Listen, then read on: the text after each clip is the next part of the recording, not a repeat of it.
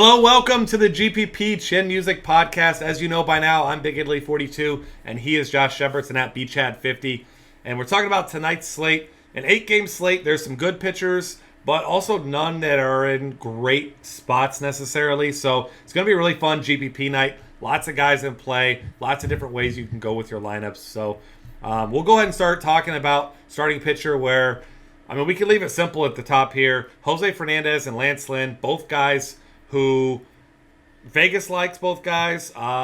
Lynn facing off against a bad White Sox offense. Fernandez facing a good Arizona offense, but despite it being on the road, only a 7-run total tonight. So both guys better at home than on the road, but I think both guys, take your pick here. I think Fernandez a higher ceiling, maybe Lynn a higher floor. I think both guys are great options at the top. Yeah, those are my two favorite pitchers on the night. Sonny Gray gets an honorable mention. He is a bigger betting favorite. He's actually the second biggest betting favorite on the night.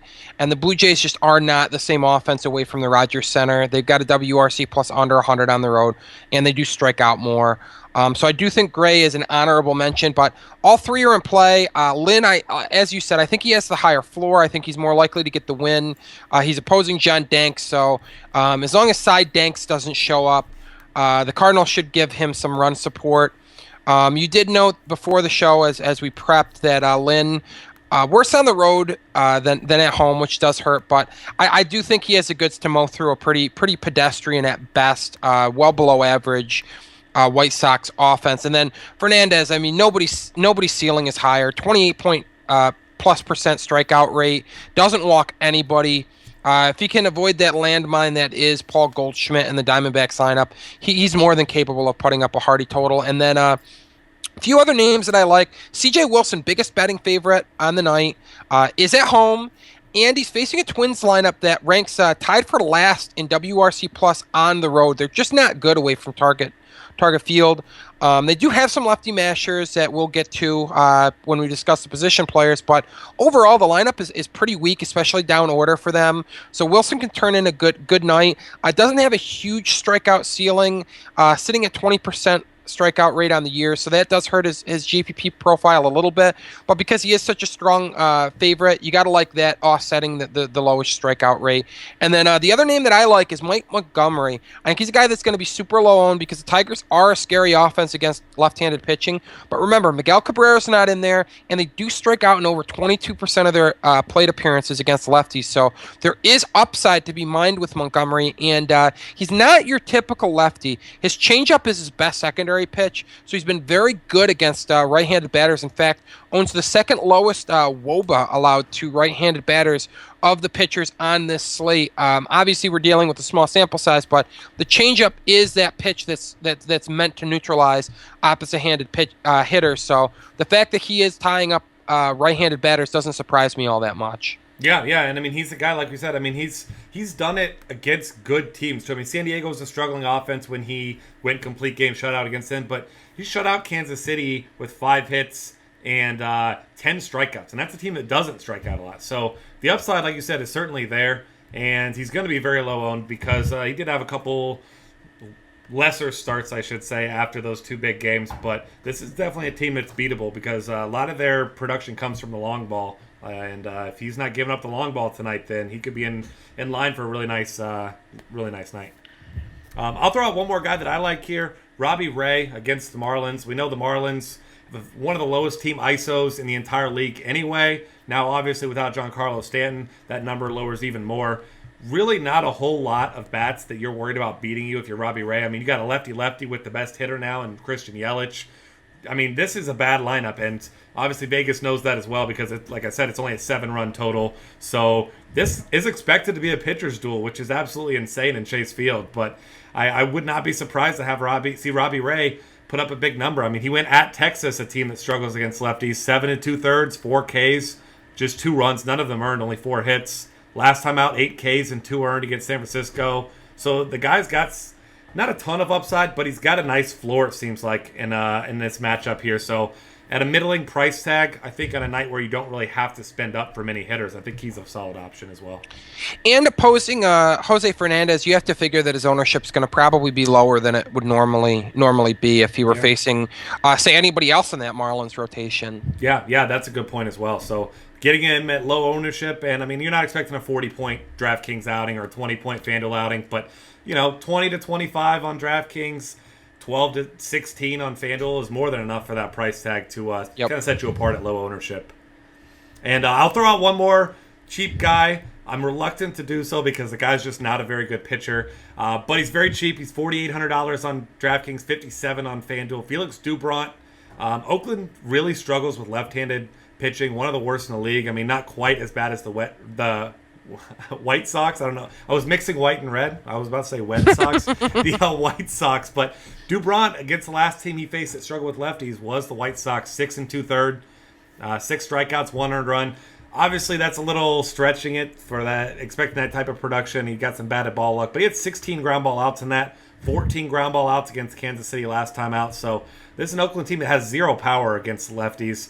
And at home, a lot of guys in that big ballpark don't have much power to reach the seats. You got Josh Phegley. That's really the only guy that hits lefties really well outside of Billy Butler. So I think Doubront is an interesting guy. Maybe you pair him with Jose Fernandez and stack some bats.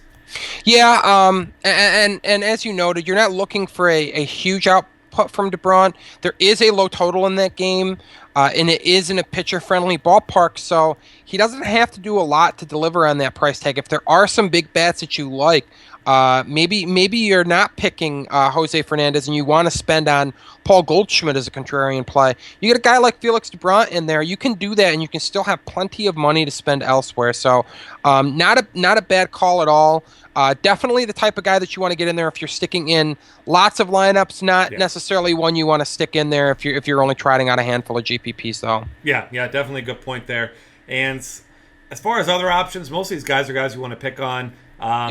Colin McHugh's a guy who has upside. Hasn't seen it so much as we did last year, but had his best start of the season, was it 4 starts ago, I believe, against the Yankees. Just 2 hits over 8 innings, had 8 Ks in that one. So, I mean, the upside is there. And this is also a Boston offense that's been very inconsistent, but they're much better against righties than they are against lefties. So, I mean, he's another one of those single bullet types, but certainly a guy that'll be low owned because these top guys are going to be pretty much the guys we're going to see in most lineups tonight. Yep. All right, catcher options. You and I and probably most people in the world are in agreement. Brian McCann's going to be your top option at $3,900 on DraftKings, $34 on FanDuel. Josh Phegley, as we know, crushes lefties. We both like him as well. Who else are you looking at outside of those 2 guys? Looking at another left-handed bat at Yankee Stadium, or technically a switch hitter who's going to be batting lefty, and that's Matt Wieters against Ivan Nova. Great park factor for home runs and for runs scored for left-handed batters at Yankee Stadium. Nova hasn't been back from the disabled list for all that long and really is an average at best starter. So lefties and righties punish him a bit. So I do like Wieters tonight. Wieters does appear to be turning it around as a switch hitter against righties. Earlier in his career, really punished lefties and not so much against righties. Did still hit for power, but dating back to early last year before the Tommy John surgery, really started to put things together against right-handed pitching. So I do like Wieters against a subpar righty at Yankee Stadium. Yeah, and I'll throw out one more guy, a cheap guy. You're really just chasing power with a guy or against a guy who struggled with the long ball this season. That's Mike Zunino. He strikes out a ton. He's batting under 170 on the season. This is not a guy you would ever play in your cash games, but Anibal Sanchez, 1.37 home runs per 9, highest of any pitcher on the board tonight, and he's done better. Only 1 home runner allowed in his last 3 starts, but this is also a Seattle team that's been hitting the ball really well. So, if they get to him, maybe they get down to the bottom of the order, a couple ducks on the pond, as you like to say, and maybe Zunino could take him deep because that's the one thing he has going for him is that power. Yeah, and because he has that low, ugly batting average, he's going to be low owned. So if you do get that shot, it's going to be at a low ownership rate. Yeah, absolutely. All right, let's move over here to first base, where you already mentioned, what did you call it, the landmine that is Paul Goldschmidt. So we got to talk about the landmine there because obviously he could explode for your GPPs as well. He's expensive, $5,400 on DraftKings. Price still creeping down on FanDuel, though, $4,800. He's going to be one of the more contrarian plays at any position tonight because everyone's going to be on Jose Fernandez. So we know what he can do against anyone. If Fernandez does make a mistake, he's obviously the most likely to take advantage of it in this Arizona lineup. Excuse me. So he's a great GPP option, but I think you and I are in agreement at this position once again, strangely enough. A switch hitter, not necessarily a lefty, but Mark Teixeira against Kevin Gausman at home at Yankee Stadium. He's in such a good spot tonight. Yeah, I mean, you got to love left-handed power at Yankee Stadium. That's the theme of the show, I believe. As we keep going on, you'll see that in full effect. And I also like Chris Davis a great deal in this game. Nova, not a huge strikeout pitcher. Another left-handed power bat in the middle of his team's order. I somewhat jokingly said before the show on prep that you could literally just take hitters from this game with the top pitchers, and you'd be in really good shape tonight. And I really believe that's the case. Grab Teixeira, grab Davis, grab Wieters or McCann, and some more names that we'll be getting to. But the other names that I'm looking at first base, Albert Pujols, if he's in the lineup, and I say that because he was initially not in yesterday's lineup. Trout, day-to-day, got a day of rest, and Pujols talked himself back into the lineup as a designated hitter. If Trout's back in the lineup tonight, I wouldn't be surprised to see the Angels go ahead and give Pujols that day of rest. I think, to be honest, I mean, it makes logical sense. Why would Pujols want to sit on the same day as Trout? I mean, that makes for quite the uphill battle for that offense, but you give them both days off on different days, it's suddenly a little bit more likely that they're going to win. So if Trout's back in the lineup, possibly Pujols gets the day off. So keep an eye on the lineup. But if he's in, Palfrey bad against right-handed batters. Pujols is crushing everything this year. For just $4,500 on DraftKings, very reasonable price. And I always love Billy Butler against a lefty. Felix Doubront, not particularly good against right-handed batters, and Butler, very good against lefties. And at $3,700, allows you to do a lot with your money elsewhere. And just a guy that just never seems to get that ownership that he deserves against a lefty, because first base is deep, and there's always somebody else that looks a little bit sexier to use at that position. Yeah, and especially on FanDuel, where his price has kind of creeped up a little bit to $3,200. He's a guy that, once again, he should be even lower owned on FanDuel, I would imagine, due to that. So I like him quite a bit. And then Eric Hosmer also. Yep. You talked about how Charlie Morton struggles with lefties. Eric Hosmer, a guy that, once again, as most of the Royals are, a guy that just kind of gets overlooked most nights. But, I mean, he's been hitting the ball really well. I mean, you look at his last 4 games, he has 8 combined hits throughout that span. He's got a triple, an RBI in 3 of those games. So he's a guy to definitely look into tonight as a, not necessarily a cheap option, but a nice tournament swerve option tonight. And then Mark Reynolds going to be a popular play today, I would think. After homering last night, he gets John Danks tonight. And as we know, John Danks, prone to implosion. Reynolds also walked 3 times last night. And you can play him first or third base on DraftKings. But he's a guy with a lot of power. It's really cheap on FanDuel at $2,700. So he's a guy that I'll have quite a bit of exposure to as well tonight. Yep. Elsewhere at first base, there's really not a whole lot that jumps off the page to me. Anybody else you got? Nope, nobody else for me. All right. Moving on here to second base, where we, as always, Brian Dozier against a lefty. It's a lefty that's been pitching well, but that doesn't matter to me. I still love Brian Dozier tonight on both sides. Still pretty cheap on FanDuel at $3,900. He's $46 on DraftKings. He's a fine play there. Another guy who continues to hit the ball well, but be underpriced, Robbie Cano. He's at $3,400 on DraftKings, which is an absolutely ridiculous price for a guy who has 35, 2, 17, and 19 points in his last 4 games. Facing off against Anibal Sanchez, who's a good pitcher, but as we mentioned, a guy who has been prone to implosion at times. So definitely like Robbie Cano as well. Yeah, apparently the M's coaching staff broke out the smelling salts and woke up Robbie Cano at some point here recently, because he's been on an absolute tear. He's ripping the cover off the baseball. The scouting type of person, people that I follow on Twitter have noted how he looks like he's got more balance. His swing looks better, and I mean the results would obviously support their analysis, I would say. He's been crushing the ball lately, and as we talked about earlier in the podcast, Anibal Sanchez prone to giving up home runs this year. Cano locked in at this point, not a bad guy to bet on either taking him deep or at least punishing him a little bit. Some other names at second base that I like. Never hurts to go with Ian Kinsler against the lefty. He has been hitting well lately. Neil Walker against a righty. The switch hitting Walker always gets a good lineup spot. Facing Volquez, who's an average to slightly above average pitcher, but Walker's a very good hitter against righties. I like Luis Valbuena against Joe Kelly at Minute Maid Park. You know what you're getting with him. It's an all or nothing approach, but he certainly gets a boost to that all portion of the equation at home at Minute Maid, where the park factor for homers is very nice. And name that I really like, a guy who came out of the gates really hot, took people by surprise, has cooled off, but he still gets in the lineup regularly and gets a good lineup spot. That's Jimmy Paredes. Gonna be batting left-handed against Nova as a switch hitter. And again, you want those lefties at Yankee Stadium. There's a reason that lineup is loaded with left-handed batters, and it's because Brian Cashman knows his ballpark's park factors and knows that being left-handed is quite advantageous at Yankee Stadium. Yeah, absolutely with you there. And like you said, I mean, he's been a guy that no one's been playing recently because he cooled off from that hot start. So I think he's a good option. Then another guy to consider if you're not playing Mike Montgomery, Ian Kinsler. You're not chasing the power that he randomly displayed a couple games ago, the 2-home run game, but he's a guy who's been producing recently. Multi-hits in each of his last 2. He had a 3-hit game a couple games back. 5 multi-hits in his last 10. So you got to pay a little bit for him on DraftKings. A little bit more manageable on FanDuel, but I think he's a guy that tends to go under-owned, and he was the guy that I admittedly left off of my Tiger stacks there for a little while because he just had no upside. But seems like now, everybody kind of picking up the slack with Miguel Cabrera out, so maybe Kinsler continues to turn around and makes himself a good GPP option tonight. Yep. All right, third base options. You already were talking about Baltimore. This is not a lefty, but one of the best righty-righty hitters in the game, Manny Machado, against Ivan Nova, who we already touched on. I don't think we need to give you more analysis on that. Manny Machado is a great option there at third base. Outside of him, you already mentioned Luis Valbuena. You can play there as well.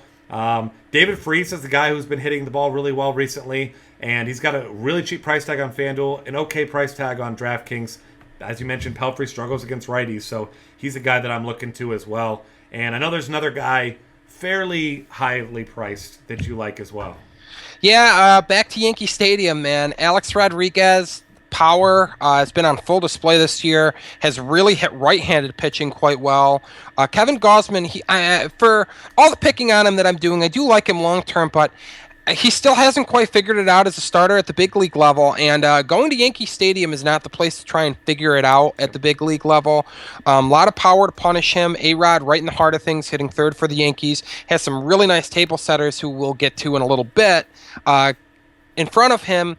And, $4,400 is a fair price tag, if not maybe slightly low on DraftKings, and 36.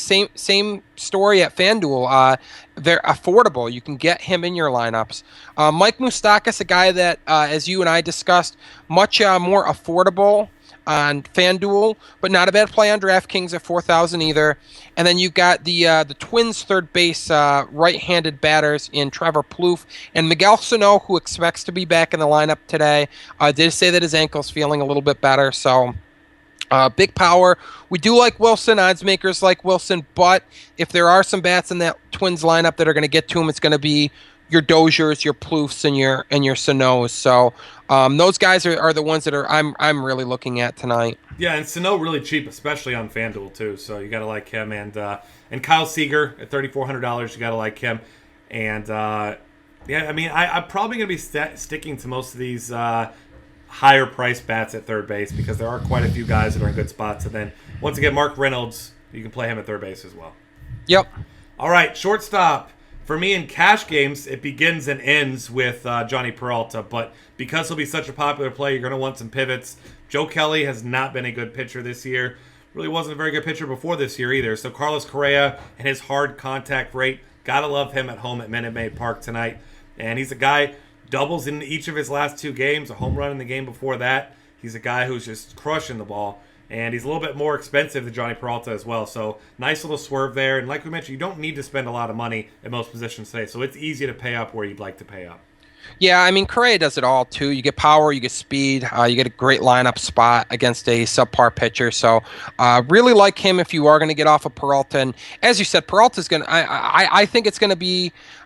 He's going to be hard pressed to be to not be the highest owned position player on the slate tonight, because he's so far and away the top option at his position, and he's affordable. So you are going to want to get some differentiation in there. And Correa makes for a strong play. I also like Hanley Ramirez on DraftKings, where he remains shortstop eligible.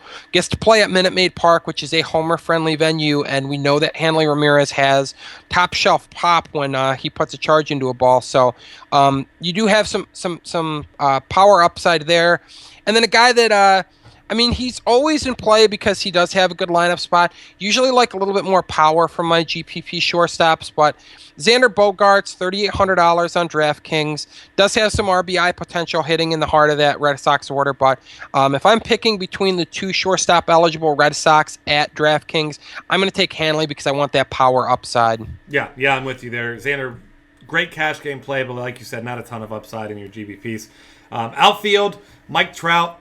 You expect he's going to be back in the lineup tonight. He says he will be, so I see no reason to believe he won't be. He's easy to pay for tonight if you want him against Mike Pelfrey. It's a good spot for him. Elsewhere, the Yankee lefties, Gardner, of course, you already mentioned him. Ellsbury, you got to like Ellsbury. He's cheaper as well. You can play both. I don't think that's a bad way to go either. And then JD Martinez and Yoenis Cespedes, if you're not playing Michael Montgomery, both those guys for some power in, once again, a high total in Tiger Stadium. Yeah, and then maybe my favorite name on the day, just because he's cheap for what he is, and he's got a great matchup, is Matt Holliday, $3,900 on DraftKings. John Danks is absolutely lost against right-handed batters. Holliday is country strong, as they like to say. Gets to go to U.S. Cellular Field, where the park factors for homers are fantastic. Teammate Randall Grichuk is a guy that I love in GPPs because I do think he's going to be slightly overlooked. Has cooled off a bit. They are playing with a designated hitter in the American League ballpark, so I would imagine that Grichuk will be in the lineup somewhere, whether it's in the outfield or DHing. He should be playing against a lefty in John Danks. It's just not very good against right-handed batters. And also looking at, again, reminder that Hanley Ramirez is a fine outfield play. Do like him better at shortstop on DraftKings, but always got some power there. But speaking of power, I love the cheap power that Colby Rasmus brings to the table.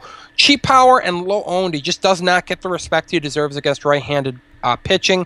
Joe Kelly, a bad righty at that. So I'm looking at Colby Rasmus, $3,300 on DraftKings, and checks in at $2,700 on FanDuel. So affordable there as well. Better price point at DraftKings, but I mean, you're not scoffing at $2,700 on FanDuel either. That's true. That's a good point. And you got to love cheap power. If I'm playing a cheap guy, I'd much rather a guy that can find the seats than a guy who's going to hit me a couple singles. Starling Marte is another guy I really like. Since coming back from his injury, he really hasn't missed a beat. 7, 10, 0, 18, and 13 DraftKings points since coming back. Stolen a base in 2 consecutive games. He's got power upside. Obviously, you prefer him against lefties, who he absolutely crushes, but Edison Volquez is a beatable guy as well. And, I mean, Marte makes for a great tournament option because, like I said, I mean, the guy can get on, steal a base, score a run. He can hit a home run, bring some guys home. So he's got close to as high of upside as almost any outfielder on the slate tonight. And I think some people might be scared off him because Volquez has been pretty good against righties this year, but I really, really like Starling Marte in tournaments tonight. Yeah, the last name I'll bring up is another pricier outfield option, but let's head back to Yankee Stadium. I mean, Adam Jones, right in the heart of that Orioles offense. If you're expecting the Orioles to explode tonight, which I am, you're going to want some Adam Jones exposure. Ivan Nova, not good against lefties or right-handed batters, so Jones definitely in play for me. Yeah, I like that call as well. And I'll throw out one more guy here. Carlos Beltran at $3,400 on DraftKings. I believe he's 27 on FanDuel. If he's in the lineup, and he should be, then he's in a fine spot as well because, as you mentioned, Brian Cashman knows what he's doing. So we're gonna see some fireworks in Yankee Stadium tonight. All right, that's gonna wrap things up for us. Find us on Twitter at DF Cafe. Subscribe to our YouTube channel. Check out Colossus, our optimizer, our cheat sheets. A lot of great content at dailyfantasycafe.com.